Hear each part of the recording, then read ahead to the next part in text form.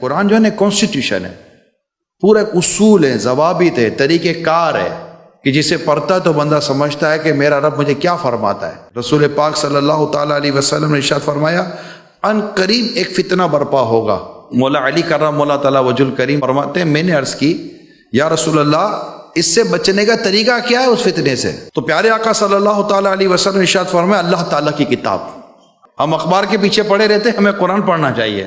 قرآن کی ہر خبر سچی ہے اور اخبار کی خبریں تقریباً جھوٹی بھی ہوتی ہیں۔ بڑے بڑے میگزین پڑھتے ہیں، پورے میگزین چاٹ جاتے ہیں، نہیں پڑھ رہے ہوتے تو قرآن نہیں پڑھ رہے ہوتے۔ قرآن فیصلہ کن ہے اور یہ کوئی مذاق نہیں ہے، جو ظالم اسے چھوڑ دے گا اللہ تعالیٰ اسے تباہ کر دے گا۔ آقا فرماتے کہ یہ وہ قرآن ہے جس سے علماء سیر نہیں ہوتے، جو زیادہ دہرانے سے پرانا نہیں ہو پڑتا۔ ایون کہ ہم جب سے نماز پڑھیں سورہ فاتحہ سنتے ہیں، لیکن سورہ فاتحہ سننے سے کبھی دل اکتایا نہیں ہے۔ سورہ اخلاص بچپن سے پڑھ رہے ہیں، کبھی تھکتے ہی نہیں ہیں، جب دیکھو سورہ اخلاص پڑھ رہے ہوتے ہیں۔ حالانکہ مسلمان کی بے عملی اپنی مثال آپ ہے، مگر آج بھی اگر دنیا میں سب سے زیادہ جو کتاب پرنٹ ہوتی ہے وہ کتاب اللہ ہے، اور دنیا میں جو کتاب سب سے زیادہ پڑھی جاتی ہے وہ کتاب قرآن ہے۔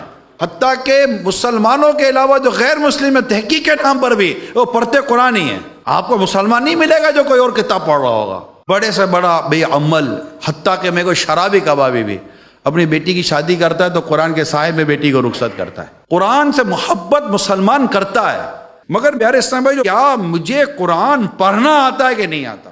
یہ محبت، یہ پیار، یہ لگاؤ سب اپنی جگہ پر ہے، مگر اللہ تعالیٰ نے جو کلام پاک ہمیں عطا فرمایا ہے اس سے محض چومنا نہیں ہے، اسے محض دیکھنا نہیں ہے، یہ گھر، فیکٹری اور دکان میں محض برکت کے لیے رکھنا نہیں ہے، صرف بیٹی کے سر پر رکھ کر قرآن پاک کے نیچے سے گزارنا نہیں ہے، بیٹی کے دماغ کے اندر قرآن اتارا یا نہیں اتارا۔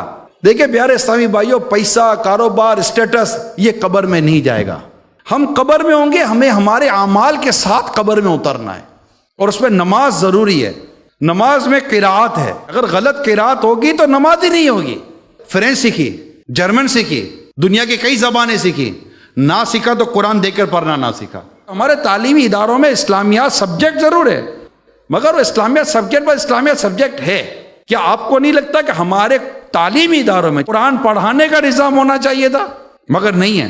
اللہ فرماتا ہے الہاکم التکاثر حتی زرتم المقابر، تمہیں غافل رکھا مال کی زیادہ طلبی نے، حتیٰ کہ تم نے قبروں کا منہ دیکھ لیا۔ ہم سب مریں گے، مگر ایسا کام کر کے پیارے اسلامی بھائیو آپ جائیں کہ آپ کے جانے کے بعد تو یہ کہے کہ یار یہ دین کا خادم چلا گیا، یہ قرآن کا خادم چلا گیا، یہ مسجد کا خادم چلا گیا، یہ اسلام اور دین کا خادم گیا ہے قبر کے اندر۔